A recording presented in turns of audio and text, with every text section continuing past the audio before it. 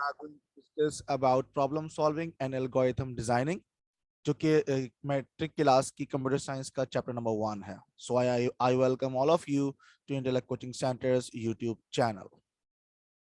So this is the first chapter and one of the most important chapter, and the reason is that कि अगर आपको ये chapter समझ में नहीं आया कि इसमें काम कैसे करना है, कंप्यूटर साइंस समझती कैसे है, सॉल्व कैसे करती है, तो फिर आप आगे के हमारे जो अगले 7 चैप्टर्स हैं, you will face difficulty in that.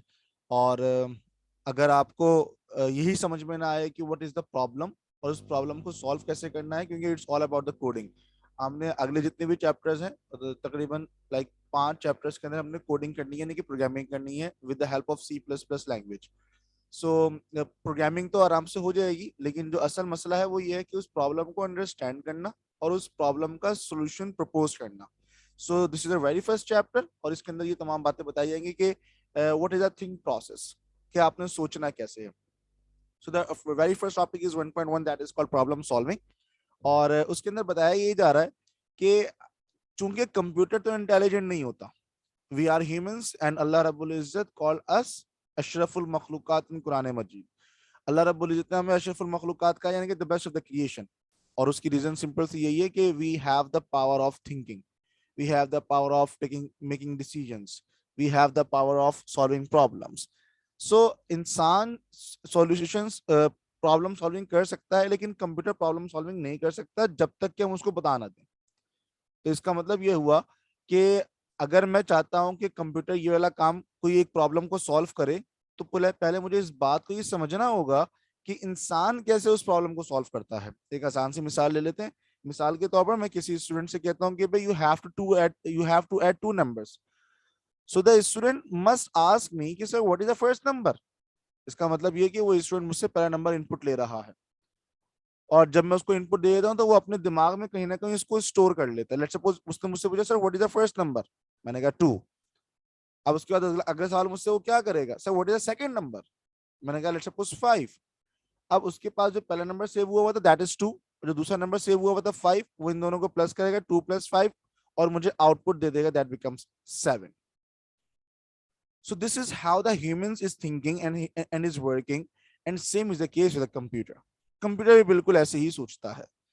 तो सबसे पहले हमें प्रॉब्लम को समझना होगा कि व्हाट इज द प्रॉब्लम. उसके बाद फिर उसको सोचना पड़ेगा कि ये सॉल्व कैसे होगा, और सॉल्व करने के तरीकेकार को सोचने के लिए सबसे बेहतर तरीका ये है कि आप ये सोच लीजिए कि इंसान कैसे सोचता है. तो आपकी जो प्रॉब्लम सॉल्विंग स्किल्स हैं वो बहुत बेहतर हो सकती हैं.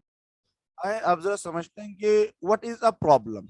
हम अपनी जिंदगी में बहुत सारी प्रॉब्लम्स को फेस करते हैं, लेकिन if I ask any student कि what is a problem, so problems की एग्जांपल तो शायद बहुत सारी हो जाएं, लेकिन इसकी डेफिनेशन बताना बहुत मुश्किल काम हो जाएगा. ठीक है भाई, प्रॉब्लम ये है कि पढ़ाई में दिल नहीं लगता. प्रॉब्लम ये है कि मैं पबजी खेलने में बहुत टाइम ज़ाया कर देता हूँ.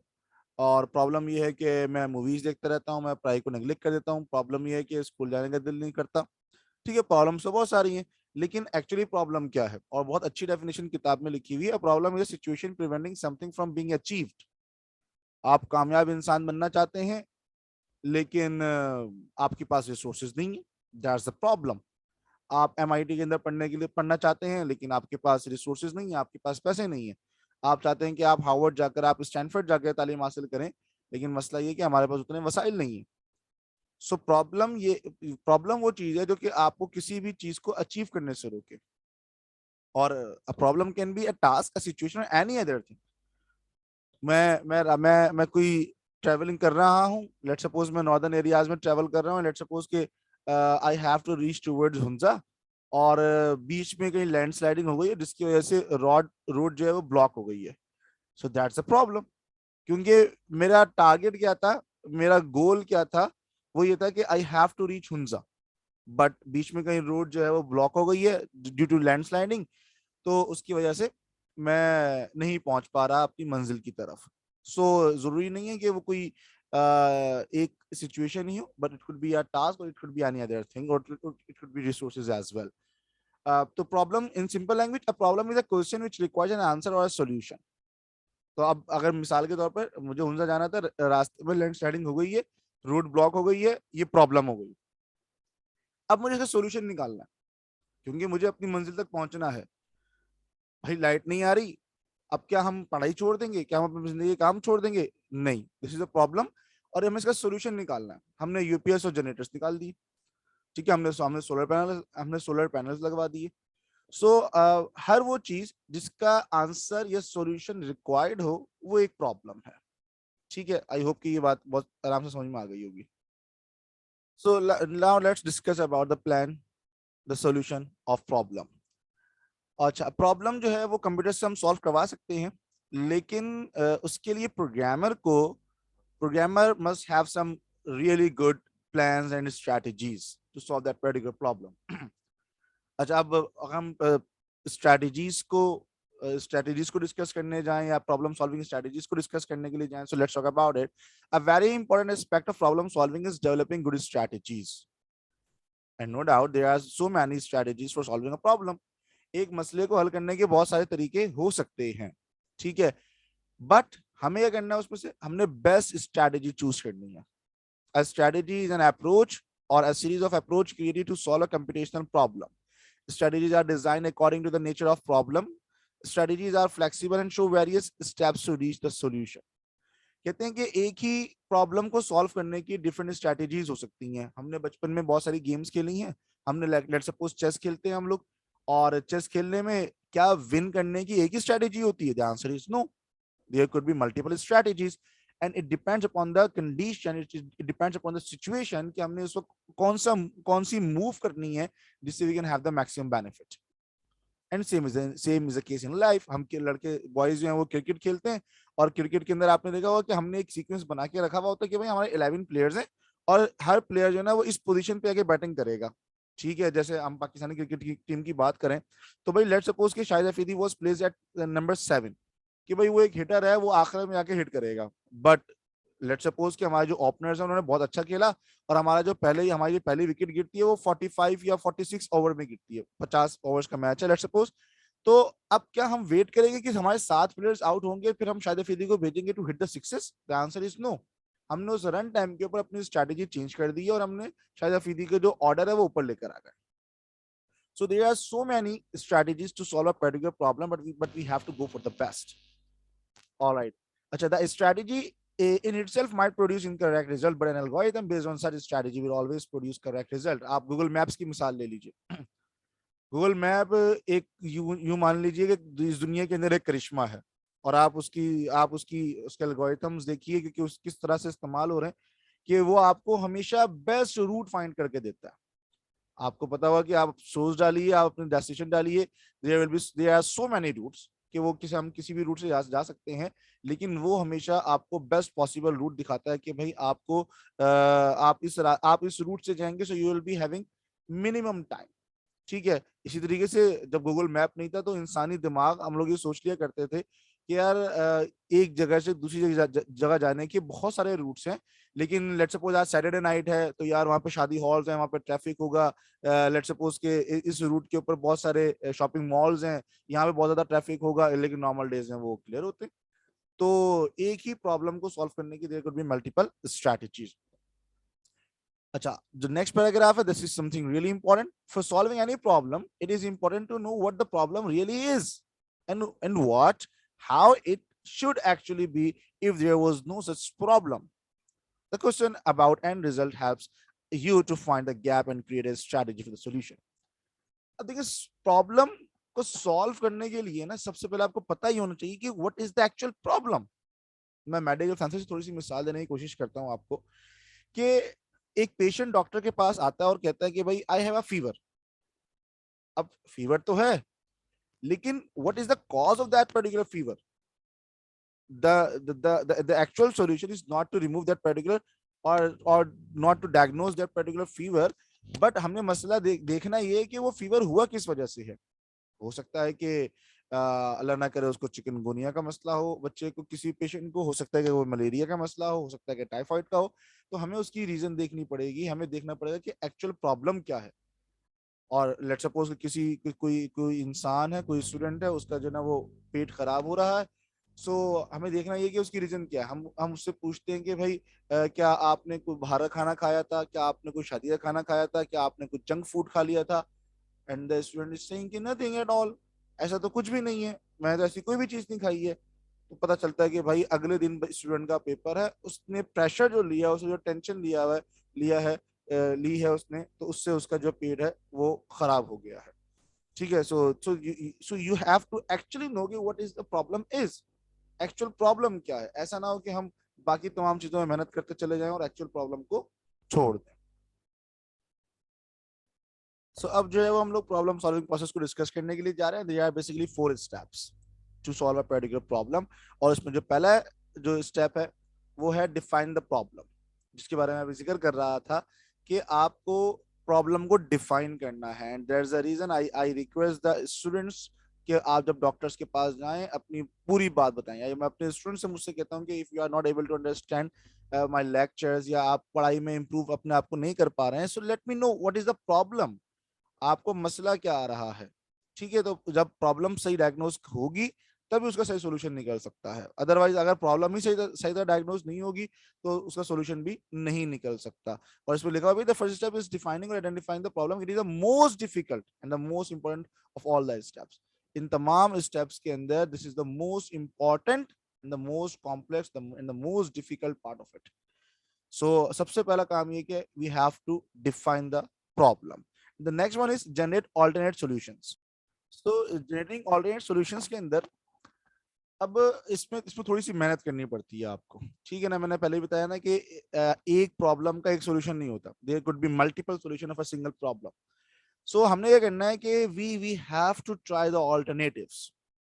अच्छा, मैं एक काम ये यूं करके देख लेता हूँ, दूसरे तरीके से करके देखता हूँ, तीसरे तरीके से करके देखता हूँ, चौथे तरीके से करके देखता हूँ, और उसके बाद then we can have the best solution. क्योंकि क्योंकि क्योंकि अगर हमने ऑल्टरनेटिव्स को ट्राई नहीं किया तो जो हमारे पास पहला सॉल्यूशन आया है हम समझेंगे बस यही बेस्ट है।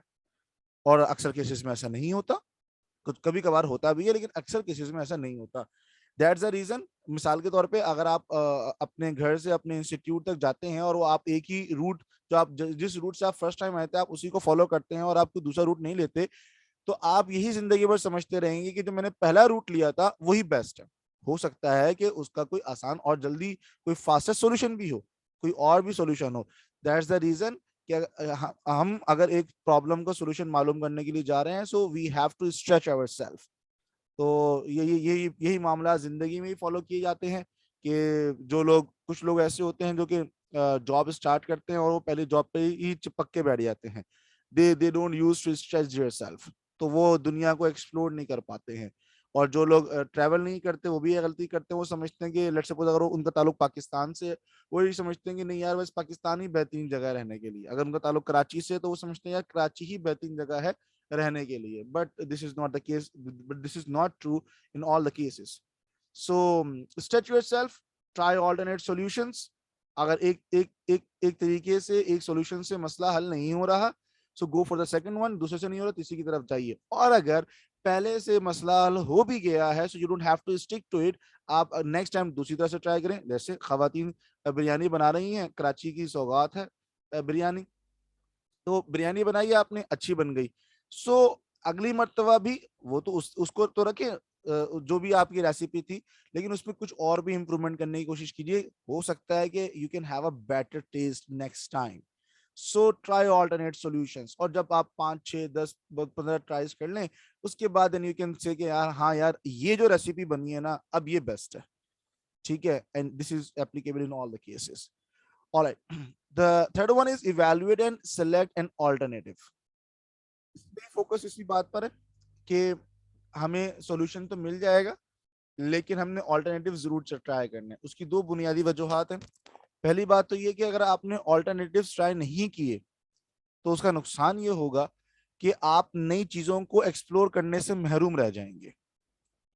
और दूसरी चीज क्या है, हो सकता है कि आप जिस सॉल्यूशन को बेस्ट सॉल्यूशन समझ रहे हैं और आप जब उसके अंदर मल्टीपल आप सॉल्यूशंस ट्राई कर मतलब मालूम करने की कोशिश करेंगे, ऑल्टरनेटिव्स निकालने की कोशिश करेंगे, हो सकता है कि आप 2 या 3 सॉल्यूशंस के मर्जर से, यानी कि 2 या 3 सॉल्यूशंस जो कि सो कॉल्ड एक फेलियर हैं या वो लो लेवल ऑफ आउटपुट दे रहे हैं, उन 2 या 3 सॉल्यूशंस को मिलाकर आप कोई एक बेहतरीन सॉल्यूशन बना लें। इसलिए कह रहे हैं कि भाई हमें जो है ना वो evaluate and select an alternative. Multiple solution से हो सकता है कि हम एक सॉल्यूशन बना लें, और हो सकता है अगर हमने मल्टीपल सॉल्यूशंस ट्राई नहीं किए, सो हम नई चीजों को महरूम करने नई चीजों को महरूम से को एक्सप्लोर करने से महरूम रह जाएंगे। Fourth step is implement and follow up on the solution. और ये चीज बहुत जरूरी है। हमारे यहाँ लोग तीसरे स्टेप पे आके रुक जाते हैं, but we have to go towards the fourth step as well. Solution मालूम हो गया हमें कि what is the best solution. Now what we have to do, we have to implement it. ठीक है जी, इम्प्लीमेंट भी कर दिया। अच्छा, इम्प्लीमेंट करने के बाद फॉलो अप वाला काम नहीं करते हम लोग। फॉलो अप का मतलब ये है कि आपने उनको सॉफ्टवेयर बना के कंपनी को दे दिया है, या अपने वेंडर को दे दिया है, और उसके बाद आपने उससे फॉलो अप नहीं लिया कि यार मैंने जो जो आपको सॉफ्टवेयर बनाकर दिया है वो सही चल रहा है या नहीं चल रहा। उसके अंदर लेट्स सपोज ये 10 फंक्शनल फीचर्स थे, ये 10 के 10 अच्छे काम कर रहे हैं या नहीं कर रहे हैं, और क्या क्या इससे बेहतर कोई और सॉल्यूशन हो सकता था, क्या आपकी नीड्स पूरी हो रही है नहीं हो रही है। So that is called follow up. वो हमने जो सॉफ्टवेयर बनाकर दिया है, हमने जो मोबाइल की एप्लीकेशन बनाकर दी हुई है, वो क्रैश तो नहीं कर रही है। जब उसके ऊपर मल्टीपल यूजर्स हुकअप हो रहे हैं, कनेक्ट कर रहे हैं उस वेबसाइट से या उस एप्लीकेशन से, तब तो कोई फर्क नहीं पड़ा। And there are so many questions about it. So we have to take the follow up of that particular solution. और उसकी वजह बुनियादी क्या है, ताकि नेक्स्ट टाइम जब हम लोग वही काम करने के लिए जाएं, so we can have a better solution next time. अच्छा, जो लास्ट पैराग्राफ है, when choosing most appropriate solution, the problem solver should consider about the possible impacts of the solution. For example, will this solution solve the current problem without creating new ones? Or if this solution is acceptable by everyone involved in the situation, or if the solution is within the budget and achievable within a given time। चार चीजों की बात हो रही है कि जब आप कोई अप्रोप्रिएट सॉल्यूशन को चूज कर रहे होते हैं, तो आपने देखना ये है कि इसका इम्पैक्ट क्या होगा। अच्छा, अब इसके इम्पैक्ट का मतलब क्या है। पहली बात क्या है कि मैं जो एक सॉल्यूशन प्रपोज कर रहा हूं, उससे कोई दूसरा तो मसला क्रिएट नहीं हो जाएगा। जैसे यूजुअली हम क्या करते हैं, जो हम मेडिसिन यूज करते हैं एलोपैथिक मेडिसिन, तो उनमें अक्सर ऐसा होता है कि उनके साइड इफेक्ट्स होते हैं।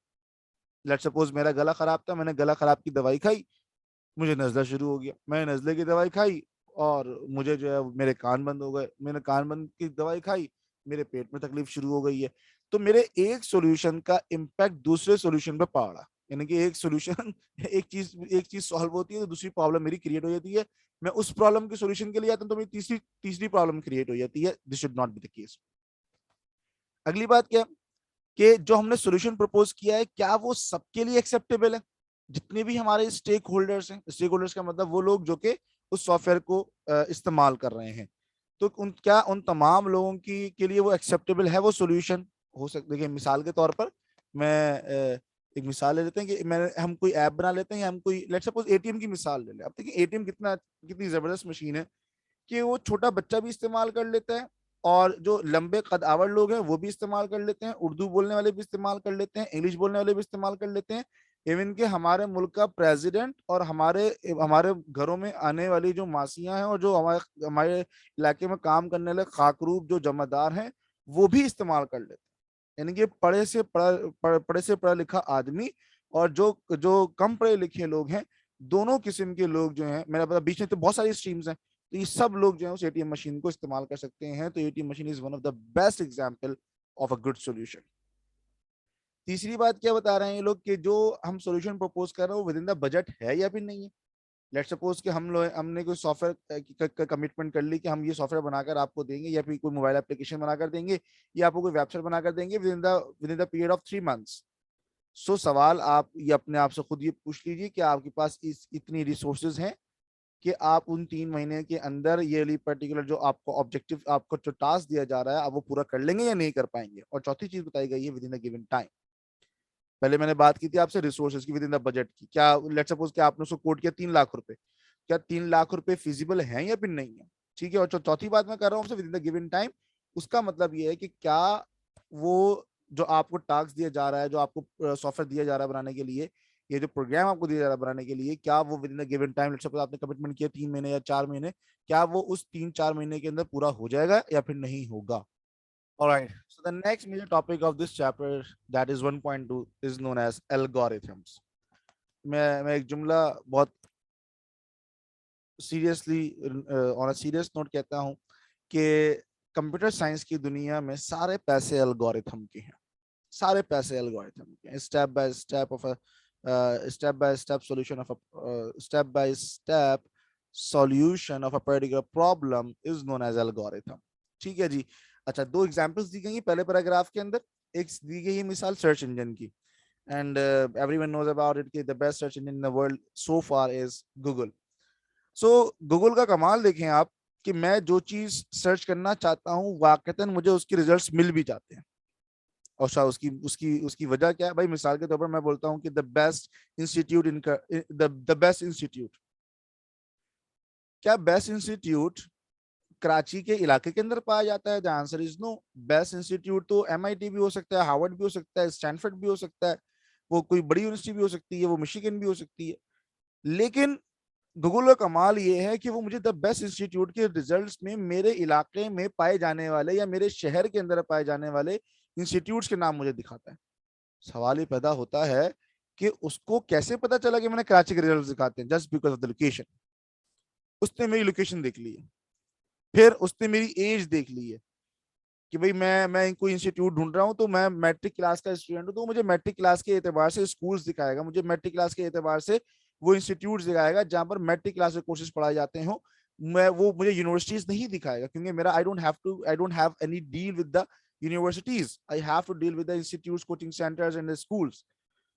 सो ये काम गूगल कर रहा है, क्योंकि गूगल का एल्गोरिथम इतना बेहतरीन लिखा हुआ है। एंड सेकंड एग्जांपल जो दी गई है वो ऑनलाइन एडवर्टाइजमेंट की दी गई है। अब मैं पाकिस्तान में बैठ के, मैं कराची में बैठ के, वो मुझे यूरोप के एड्स नहीं दिखा रहा होता, मुझे यूएसए के, मुझे मुझे मैक्सिको के, मुझे नीदरलैंड के एड्स मुझे नहीं दिखा रहा होता। और वो क्यों नहीं दिखा रहा? वो मेरा रीजन देख रहा है, मेरी एज देख रहा है, मेरी जेंडर देख रहा है, और मेरे वो इंटरेस्ट देख रहा है जिसके जो मेरी कैशेस के अंदर, जो मेरी सर्च हिस्ट्री से उसको मिल रहे हैं, और उसके हिसाब से मुझे वो एड्स दिखा रहा है। लेट्स सपोज कि if I am a big fan of cricket, तो वो मुझे क्रिकेट के एड्स दिखाएगा। अगर मैं फुटबॉल का फैन हूं तो मुझे फुटबॉल के एड्स दिखाएगा। वो मेरे इंटरेस्ट देखता है कि मेरी सर्च हिस्ट्री क्या बता रही है। ठीक है। और इसी तरीके से अगर आप वीपीएन इस्तेमाल करते हैं किसी दूसरे मुल्क का, अब वो आपको पाकिस्तान के एड्स नहीं दिखाएगा, because you are behaving like let's suppose American. आप अगर अमेरिका की, यूएसए की आपने वीपीएन इस्तेमाल किया हुआ, तो वो आपको यूएसए के एड्स दिखाएगा। अगर आपने नीदरलैंड के या फिर आपने जर्मनी के का वीपीएन इस्तेमाल किया, तो फिर आप वो नाउ द सर्च इंजन और the ad company will take you as resident of Europe या फिर जर्मनी या फिर यूएसए। अब वो आपको उस रीजन के हिसाब से एड्स दिखाएगा। Now let's quickly discuss about the definition of algorithm. और एल्गोरिथम की डेफिनेशन है, algorithm is a set of instructions that are followed to solve a particular problem. एक पर्टिकुलर प्रॉब्लम को सॉल्व करने के लिए जिन इंस्ट्रक्शंस को फॉलो करना पड़ता है उसे हम लोग एल्गोरिथम कहते हैं। ठीक है जी। हम अपनी जिंदगी के अंदर, अपनी अपनी डेली लाइफ के अंदर बहुत सारे एल्गोरिथम्स को फॉलो करते हैं, जहाँ पे कुछ मिसालें भी लिखी हुई हैं। We follow a daily routine after waking up in the morning. सुबह उठने के बाद हम लोग स्कूल जाते हैं, स्कूल से वापस आते हैं, फ्रेश होते हैं, फिर हम लोग शायद किसी हद तक मदरसा चले जाते हैं, कुछ लोग सो जाते हैं, फिर शाम हो जाती है, क्रिकेट खेलने चले जाते हैं, उसके बाद हम लोग पढ़ने के लिए बैठ जाते हैं, and so on so forth. We follow a set of instructions while driving a car. जब कार ड्राइव कर रहे होते हैं तो हमें एक पर्टिकुलर इंस्ट्रक्शंस को फॉलो करना पड़ता है। जब बाइक चला रहे होते हैं उस वक्त भी हमें कुछ पर्टिकुलर इंस्ट्रक्शंस को फॉलो करना होता है। That is an algorithm to drive a car और riding a bike. Third one is we follow recipes in cooking food और मेकिंग टी। आप चाय बनाएं या फिर आप खाना बनाएं, उसके अंदर you have to follow some recipes, or that is an algorithm to cook a good and delicious food. So the next is role of algorithm in problem solving. अच्छा, अब रोल आपको समझ में आ रहा होगा कि इसका सबसे बड़ा फायदा ये है कि आपने एक मरतबा एल्गोरिथम बना दिया, एक मरतबा आपने स्टेप्स ऑफ इंस्ट्रक्शंस बना दिए, अब आपके लिए जिंदगी आसान हो गई है। ठीक है। अब आपको जब भी वो कोई कोई उस टाइप का प्रॉब्लम आएगा, आप उसको बआसानी सॉल्व कर सकते हैं, क्योंकि आपके पास उसका एल्गोरिथम तो लिखा हुआ होगा। जैसे मिसाल के तौर पे आपको अपने घर से अपने इंस्टीट्यूट तक का, अपने कोचिंग सेंटर तक का रास्ता समझ में आ गया एक मरतबा, अब आपको बस वही उसी को फॉलो करना होगा।